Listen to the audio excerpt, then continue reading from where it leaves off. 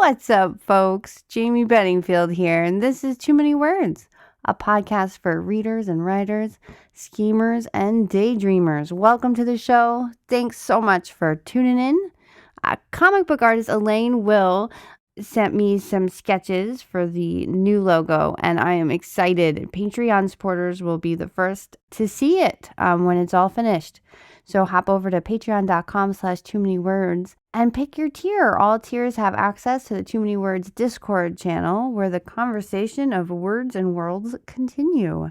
The absolutely fabulous and incredibly talented Mark Oshiro of the Mark Does Stuff Community joins me this week in celebration of his debut release, Anger is a Gift, which is just an extremely powerful and emotional read. I cannot recommend it enough. So let's get right to my talk with Mark after these notes.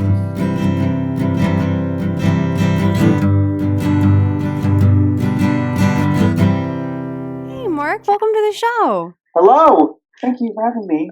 I've been super excited. And speaking of excited, your release day is just any minute. It snuck up. It hasn't. That's the thing with publishing is like you get a book deal and then it's like, cool, your book's out in 700 months. And so the concept of it coming out now doesn't feel real until it's like you're right there. And so it's real close. It's very surreal. May 22nd, it's out, and then you're on tour. Yes, the day after the book comes out. I know. I was looking at the schedule, and that's exciting. It is. I mean, it's really is a dream come true.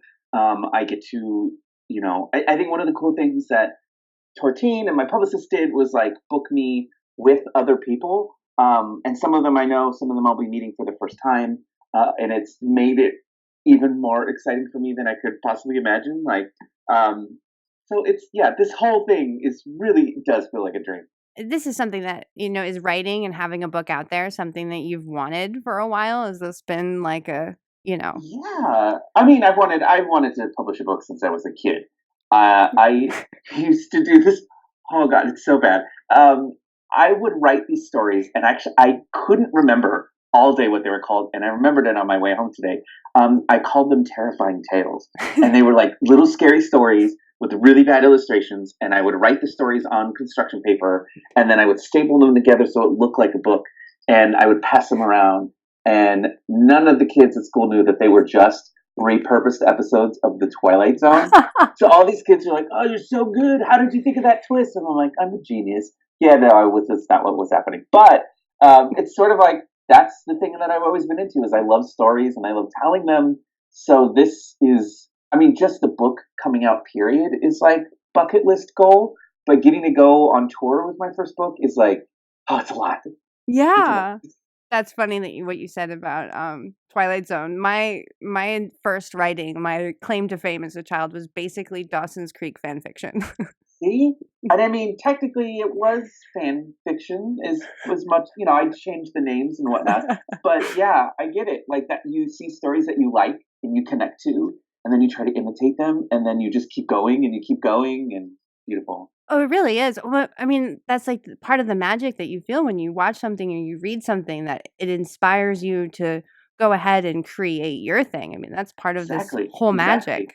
It is. It really is. And I'm as much a product of the things that I've read and watched as I am of, my environment. And I think both of those things have absolutely influenced me now as a fiction writer. Your hard work is paying off, and that must just feel so good. Yeah.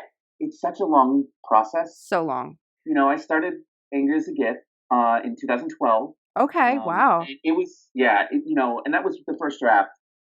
I didn't start drafting until the end of 2012, but it was like September 2012 when I got the idea.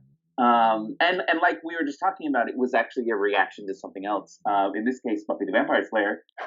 It's the original source of the idea for this book, which you might not be able to recognize in the final product. But, I took this idea, wrote a scene, really liked it, wrote an entire outline based around the scene, fitting it in, and then just started writing, and I hadn't written fiction in a really, really long time.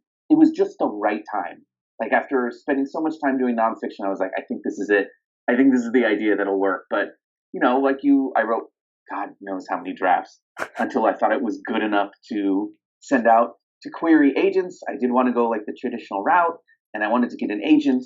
And then most of 2015 was spent getting rejected and having to go back and keep rewriting and keep editing and keep trying to get to maybe whatever the problem is that it, was getting it rejected by all these agents. But once the wheels got moving, now it feels like it's going super fast. If that makes sense. No, that it totally does. Well, Yeah. it's wild how you need like an initial idea to get started, but by the Right. time time passes, it transforms, and sometimes it feels like it's like it transforms on its own, even though you're the one, you and editors are working on it. It's like you have to like dig to find its true form. Yeah. And even then, there's only so much you can do by yourself. I was lucky enough to have some like beta readers, like critique partners, early in the process.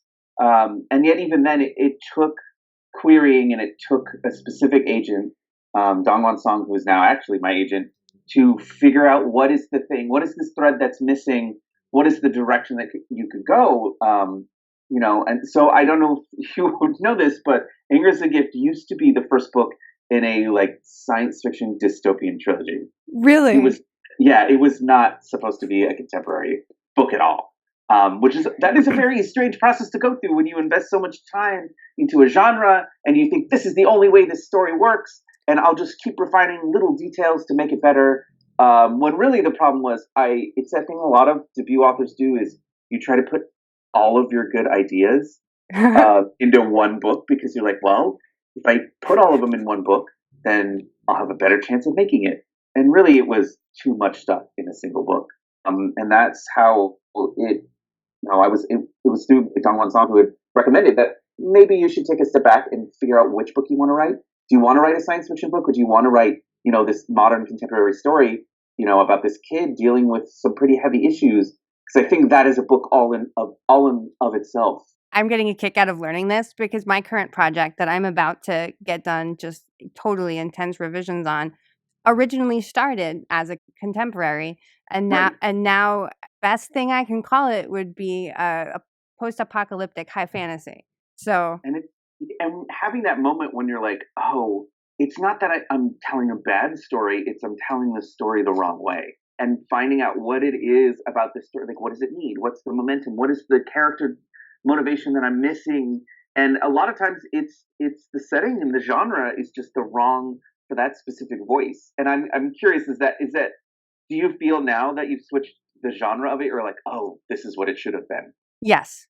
No, I kept hitting a wall over and over again, and I had to walk away from it and, have a mini crisis and go back. Yeah. And actually, it was me writing down questions to myself, like, what is this story to you? Why do you want to write this story? And I got to the core of it, and then, I was actually trusting the characters in the story and not letting my goals and aspirations get in the way. And then I was able to find its true self.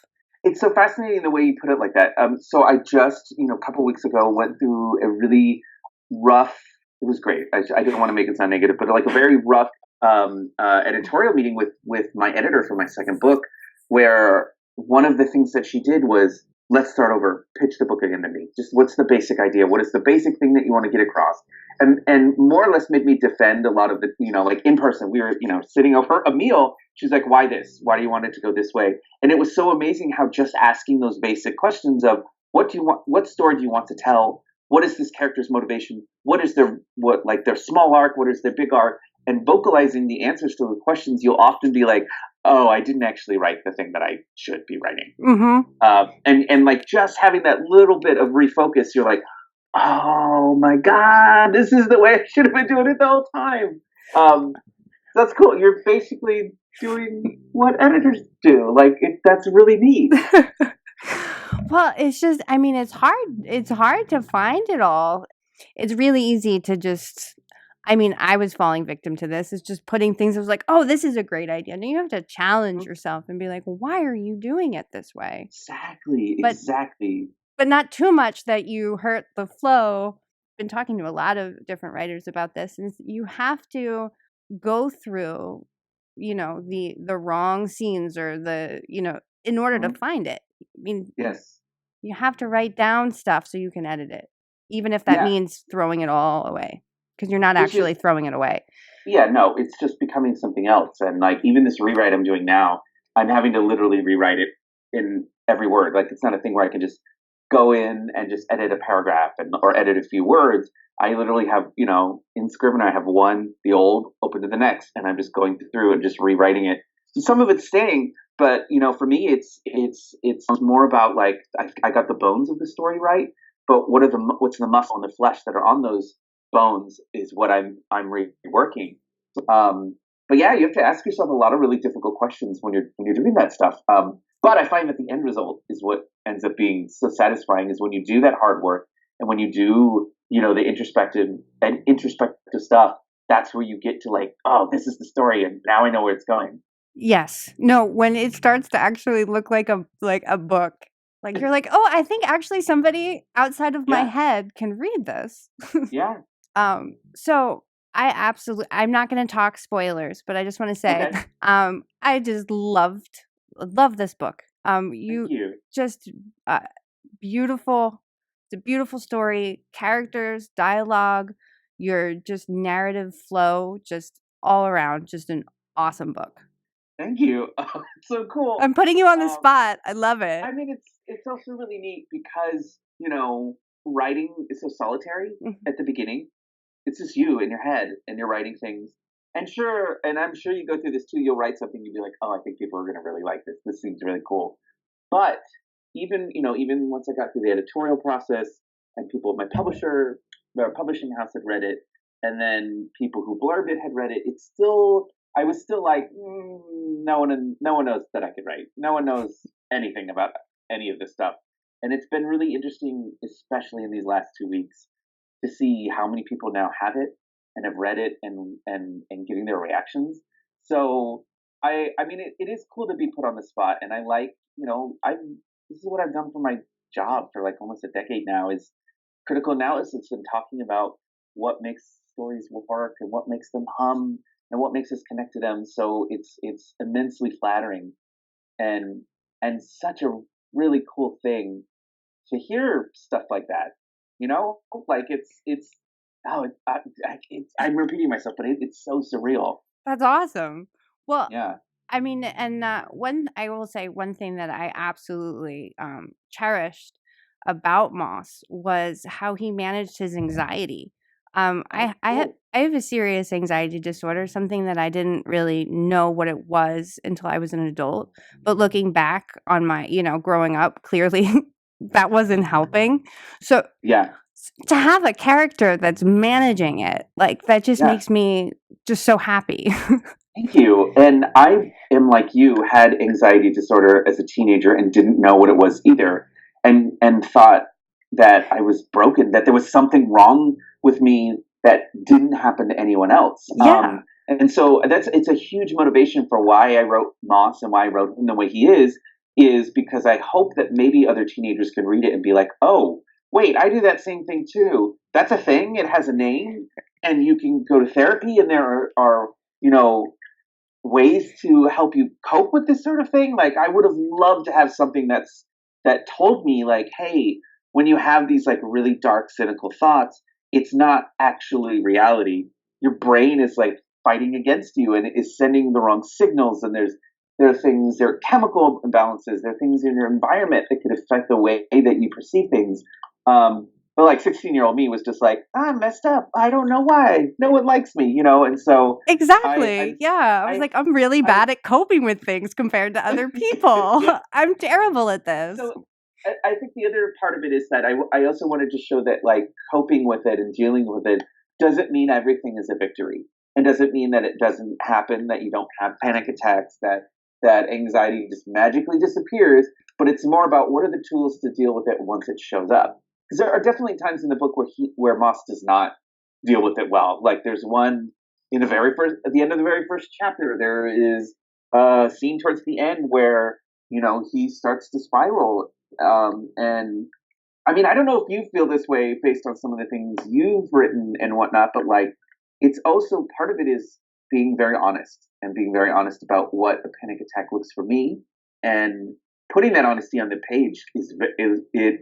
I remember feeling very, very vulnerable when it started to be edited, because I was just like, oh my God, is my editor or the copy editors going to pick this stuff apart? And they're going to know exactly how I think about all of these things. Like, but I'm hoping the reward for that is, reactions like yours, like people who say, hey, I dealt with the same thing too. And it's so nice to get to see that on the page. Absolutely. Well, I mean, I think you depicted it so well. And going from when it did get the best of him, or when he was able to, manage it slightly where it was still there. And speaking of the first chapter, the physical feeling, I feel like you nailed that, because that's like, Thank you. that's something that I try to like explain, especially to my loved ones. So, like, when I'm having a panic attack, it's not just like I'm obsessing about this one thing. Like, I could have pancreatitis right now. The pain is so bad, Yeah, and I think that's a part that's missing from a lot of like the public discourse on mental illness, is that ultimately it's all in your head and it's not real and it doesn't affect you.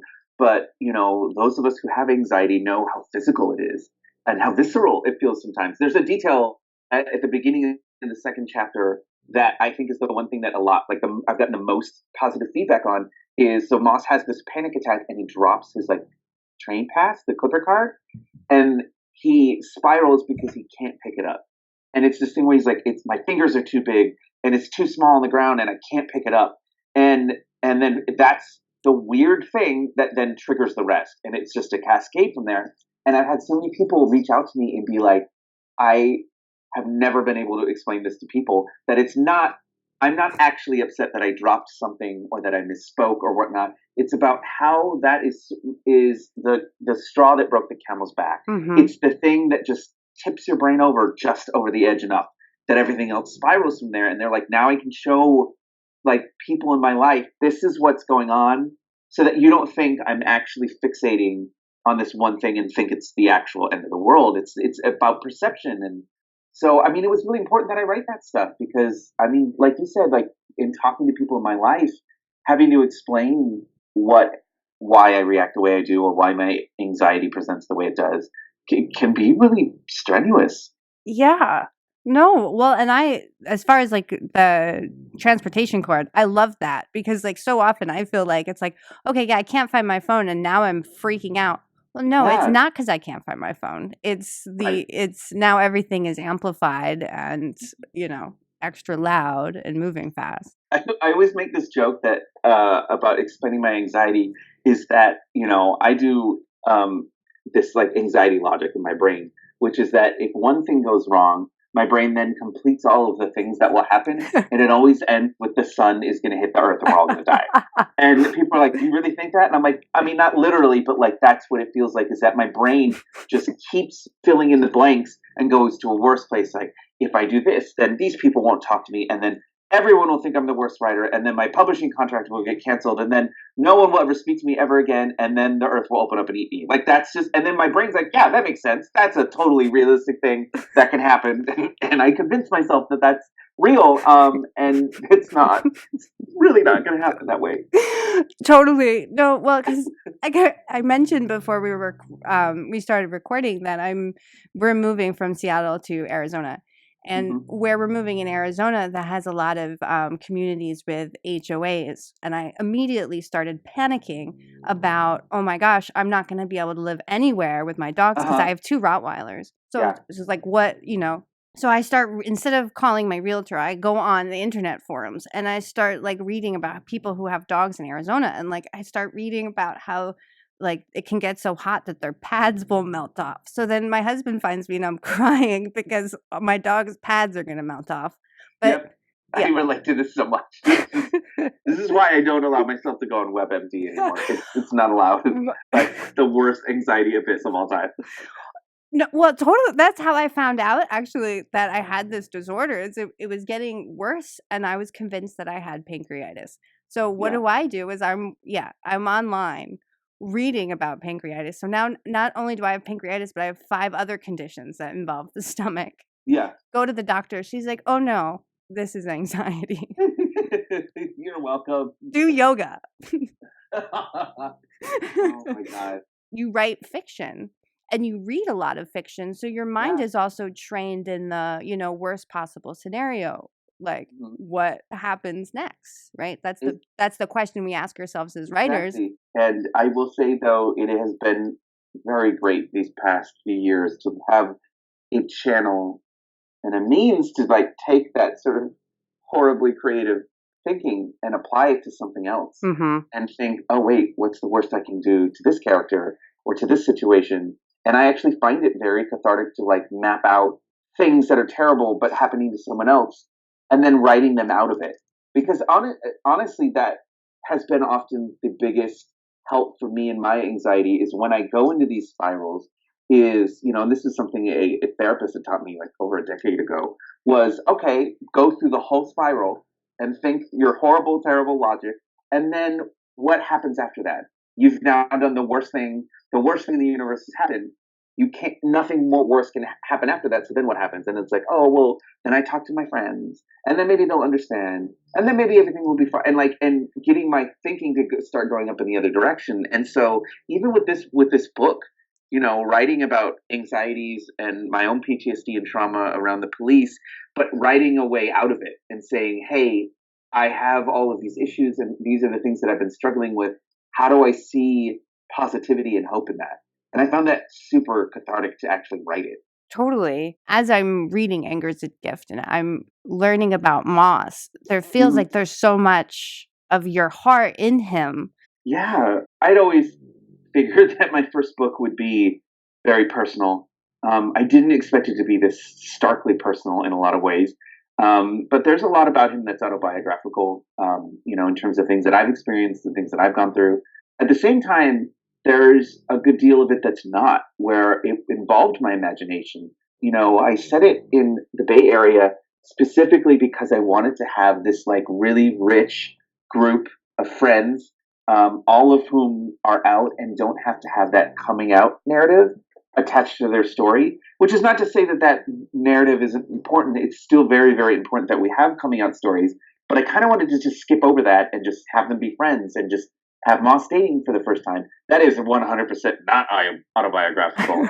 And the same with having a mother who's openly, accepting of her son, who helps her son with mental illness and is very encouraging of him going to therapy. That is not my experience either. So some of it is very personal, but some of it is sort of like this wish, like weird wish fulfillment of me imagining my own timeline, but with like this very significant element changed. And that's where a lot of the dynamic between Moss and his mother comes from, is me exploring basically the polar opposite of my own experience. So yeah, and like I mentioned this before, but for me it was about just being honest about these experiences and describing them as best as I could and weaving them into a story so that, I don't know, hopefully other people can relate to it, but if not, at least it's like this window into another experience and a window into another life.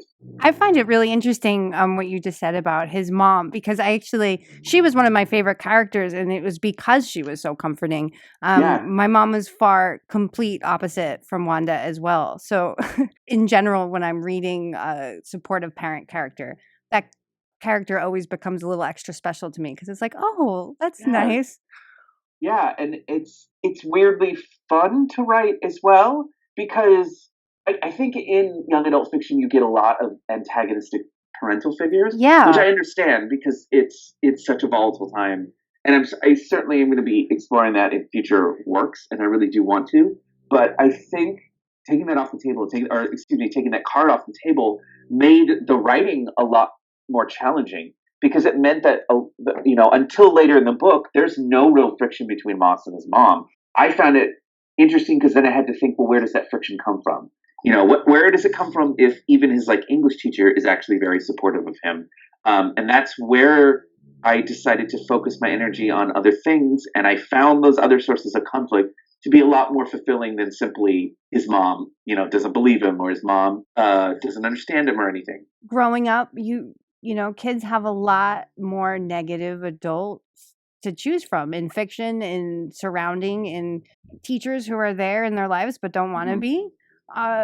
So to have a positive adult character in a book, it stands out as different. And I remember when I was reading Anger is a Gift, it was like, oh, there's like this is really cool. Yeah, thank you. Thank you. Switch over a little bit. So you have a real Mark Does Stuff community Oh my is God. it's It's a awesome. thing. It's Thank you. awesome. How did you how did that start? Through sheer magical coincidence. I mean, it's such a strange path that I took to get where I am because most people, they have their day jobs and they try, for many, many years to get into publishing and whatnot. And I found success as a writer doing nonfiction first and doing all of this like literary critiques and television reviews. And it was never supposed to be my job. It was just a hobby that I had started on a bet when I was at a different company in Los Angeles. And it was never supposed to be this huge thing. And I just found this really weird internet fame, being surprised at things. It's been such an amazing journey for me, and I wouldn't even if I could, I wouldn't change the path that took me to getting a book published because I basically spent the last 8-9 years of my life in a form of education of learning how books work by picking them apart chapter by chapter and learning how narrative works by doing the same thing but episode by episode with television shows. So the whole Mark Does Stuff universe has been this like really weird hobby that became my job. And all of these amazing people have been following me it's literally been people who've been following me for almost 9 years now. Wow. And it's cool, and some of them have been like, oh my God, I'm coming out to see you on tour. This is so exciting. I remember when you first said you were writing a book like almost 6 years ago. And it's really flattering to have that kind of support, like right out of the gates. Because publishing a book is it is very intimidating and scary. But I have this amazing group of people who have followed me while, I reviewed books and television who are, sort of like my ride or die. They're ready to support me. And it's the coolest thing ever. It is really cool. I just love the videos. I've been Thank you. They're great. You're rewriting right now. That's your next Yes. project. Yes.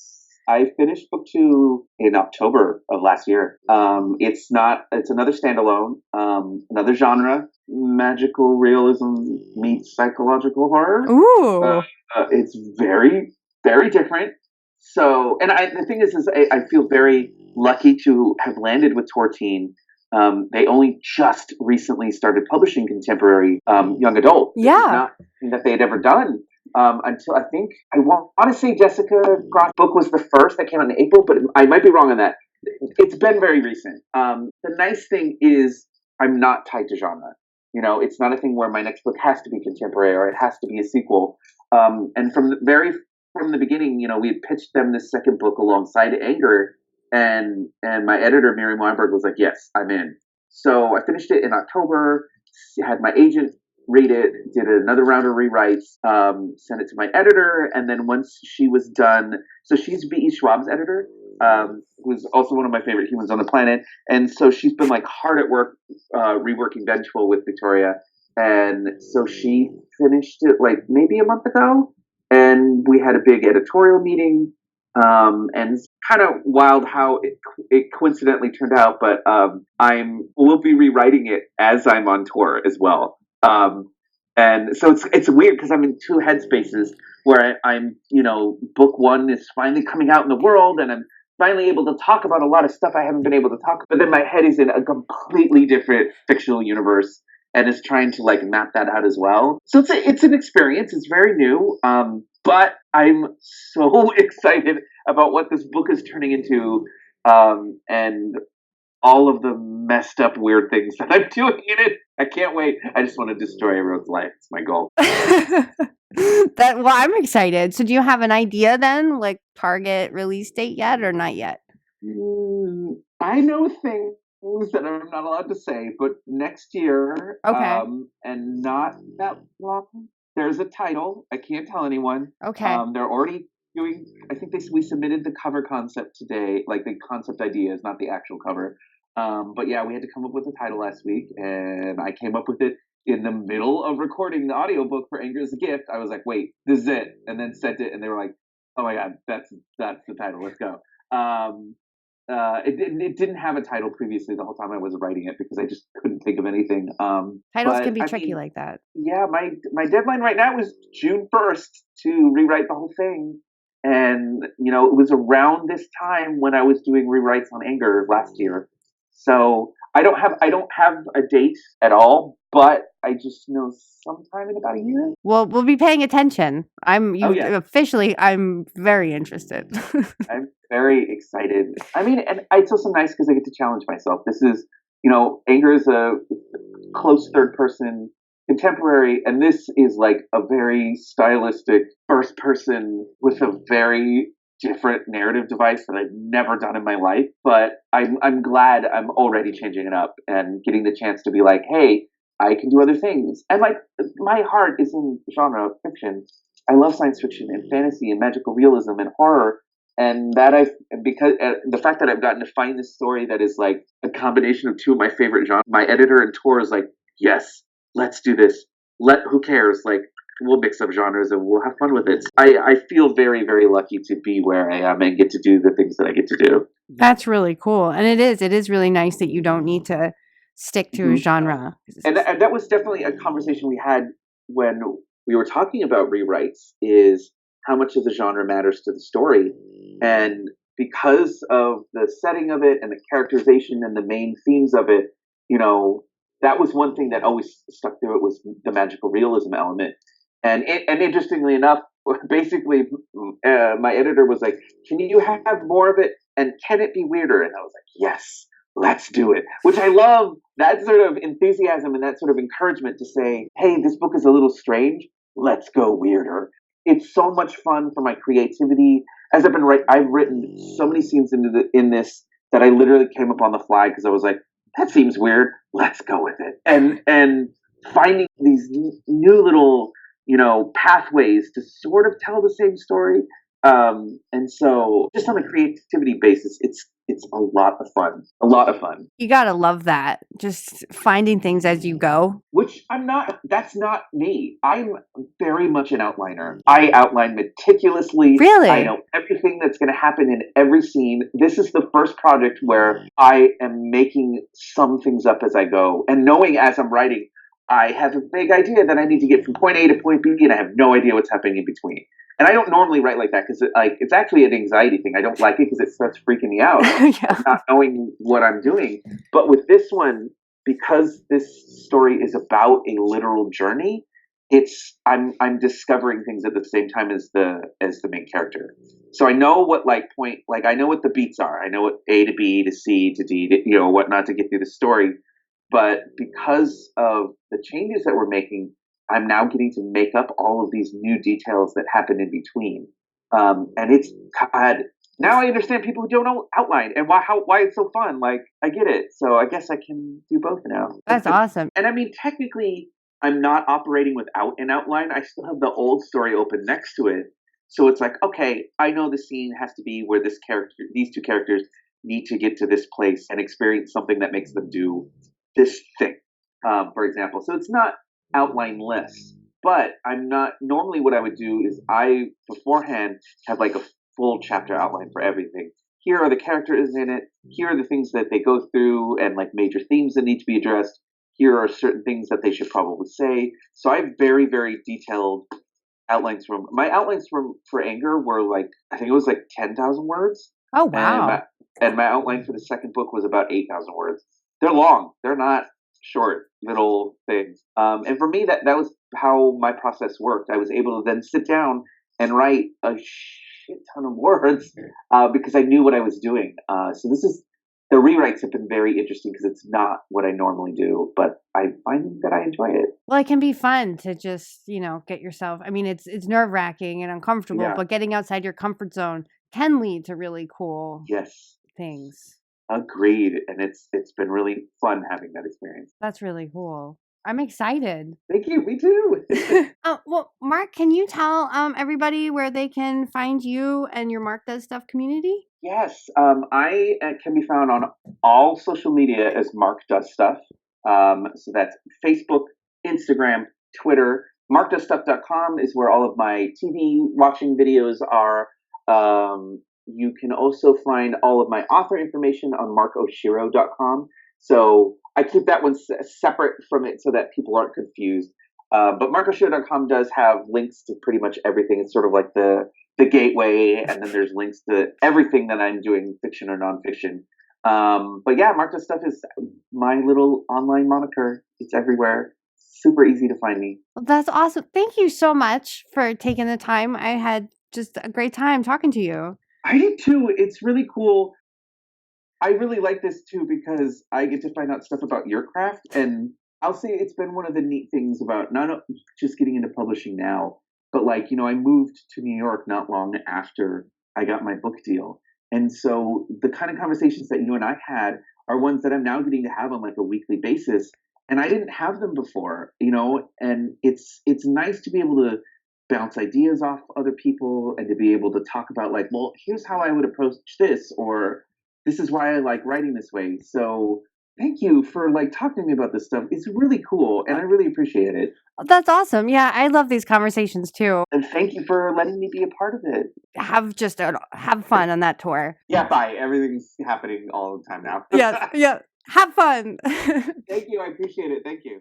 All right, that wraps it up for now. If you dig what I'm doing here, let others know what you think by leaving a review on iTunes or Stitcher. And join the conversation on Twitter at me Bedingfield and Too Many Words Pod. Same names on Facebook. Go to patreon.com/too-many-words. And of course, the site, tmwpod.com. Next week, I'll be talking to Julia Fine about her debut, What Should Be Wild. Have fun writing. Good luck revising. Happy reading. Be kind. Until next time, over and out.